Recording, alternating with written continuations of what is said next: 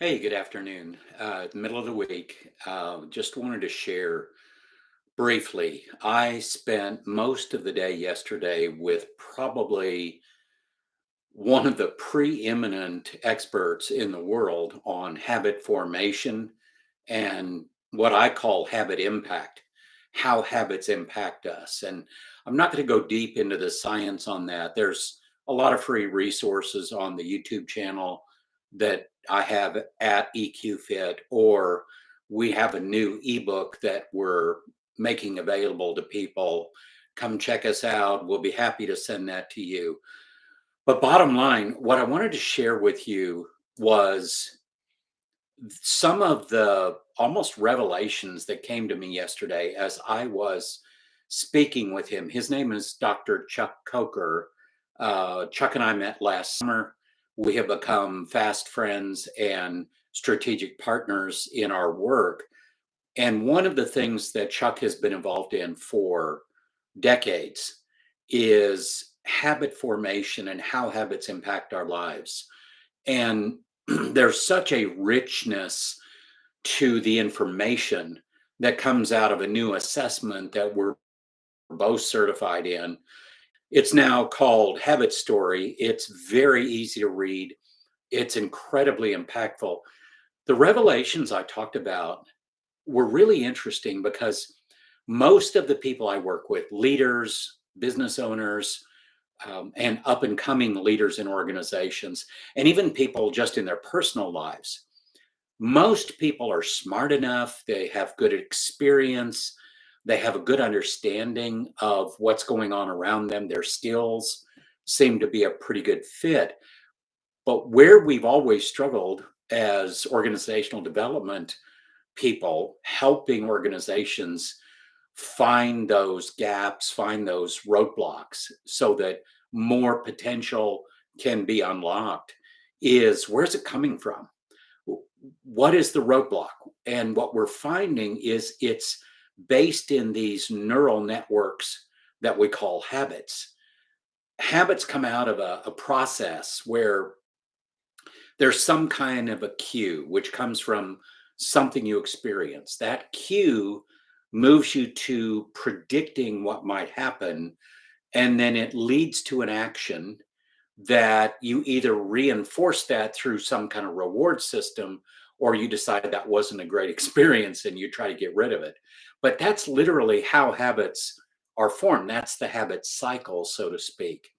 And the habit story assessment that both of us were looking at yesterday and talking about was so interesting because so many of the people that I'm working with right now are not struggling because they're not smart enough. They're not struggling because they don't have experience or they don't have the right skills, as at least as far as skills go in their line of work.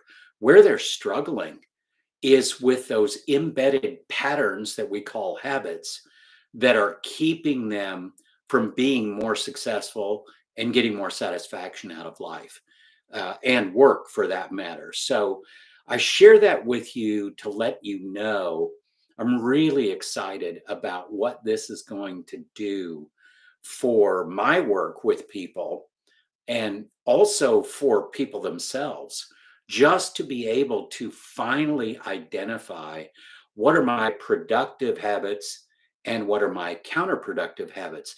And one of the things Chuck told me yesterday that really stuck with me is that non-productive or counterproductive habits, every time you get encouraged or you go to a training and you get excited about something and all of that, it isn't just your productive habits that get increased or enhanced.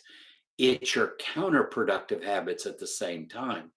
And counterproductive habits work directly against whatever productive habits that you have. So if you think about that, the only way to move past where you are today and unlock more capacity, more potential, more within yourself is to first diminish those counterproductive habits. As those are diminished, the productive habits can shine brighter, which is exactly what we want. But until now, we haven't had a data driven approach. Now, what I'm excited about is not only is this an assessment, a lot of people go, well, what does that mean? Well, number one, 28 minutes, true false questions. Easy to take, easy to finish. Answers and data coming out of that are going to give you the root causes of those habits that you have. So you can then have an informed way to change them. It's hard to change habits. We know that. And it's hard because there's been a reward for that habit somewhere in the past, and that may have been strengthened over time. The beauty of this assessment, though, it goes beyond that. The predictive validity on this is incredibly high. What does that mean? Basically, what is getting measured is what will happen. That is predictive validity. We want to know that we can predict valid manifestation of what's going to happen for an individual in a given circumstance, which is fantastic when you think about, are you hiring people and how well do they fit? Are you developing people and want to remove those counterproductive habits so they can grow and expand in their own skill sets, but also maybe in leadership? There's so many applications. There's a team application for this as well. You can tell I'm a little excited about this. And the reason is really my passion is to help people unlock their full potential and create the life that they want, the life where they can have success and satisfaction in greater amounts, what I call the abundant life. So just wanted to share a quick word with you about that. If you're interested in the habit story assessment, reach out. I would love to have a conversation about that. There are several videos already on our YouTube channel at EQ Fit where you can look at the habit story in different ways. The main thing I want to get across today is you don't have to stay stuck.